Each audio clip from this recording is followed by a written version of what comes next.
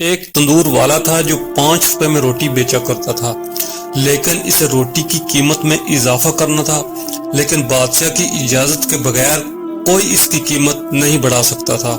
تو وہ بادشاہ کے پاس گیا اور کہنے لگا، بادشاہ سلامت، مجھے روٹی کے 10 روپے کرنے ہیں۔ بادشاہ نے کہا، روٹی 30 روپے کی کر دو۔ تندوری نے کہا، بادشاہ سلامت، اس سے شور مچے گا۔ بادشاہ نے کہا، تم اس کی فکر نہ کرو، میرے بادشاہ ہونے کا کیا فائدہ، تم اپنا منافع دیکھو اور روٹی 30 روپے کی کر دو۔ اگلے دن اس نے روٹی کی قیمت 30 روپے کی کر دی۔ شہر میں کوہرام مچ گیا۔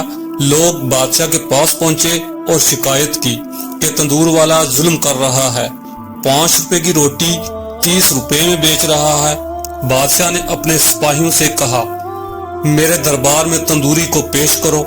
وہ جیسے ہی دربار میں پیش ہوا، بادشاہ نے غصے سے کہا، تم نے مجھ سے پوچھے بغیر قیمت کیسے بڑھا دی؟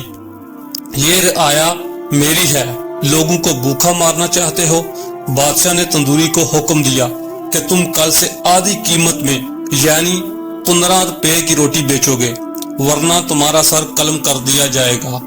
بادشاہ کا حکم سن کر عوام نے اونچی آواز میں کہا، بادشاہ سلامت زندہ باد۔ اگلے دن 5 روپے والی روٹی 15 روپے میں بکنے لگی۔ عوام بھی خوش، تندوری بھی خوش، بادشاہ بھی خوش۔ لیکن دوستو، آپ نے یہ سوچ کر بتانا ہے کہ وہ کون سا ملک تھا۔